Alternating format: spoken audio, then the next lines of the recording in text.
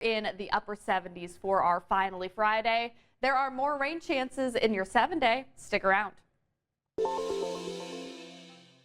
A North Texas man is getting his long overdue recognition for the role he played in Texas history more than a century ago. Our Blessing Iwuchukwu shows us how a near 2-decade program at the Texas Historical Commission helps right what his family calls a wrong from the early 90s.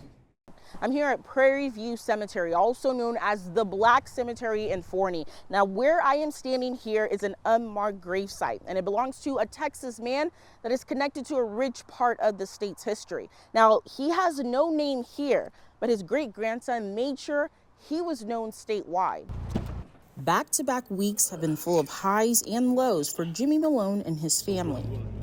I understand my wife is grieving. She lost 2 loved ones in 2 days. But the week prior, she was celebrating with her husband, a moment that was years in the making. It makes a big difference in my life and my family's life. And anybody that knows me and knows about my family history, this is well respected. And I'm pretty sure the people of Forney, they identify with this man. That man he's talking about is his great-grandpa, Reeves Henry. About 30 minutes east of Dallas stands the newly erected Texas Historical Marker, touting the history and the accomplishments of his great-grandfather. His inventions, his mechanic shop, his blacksmith shop.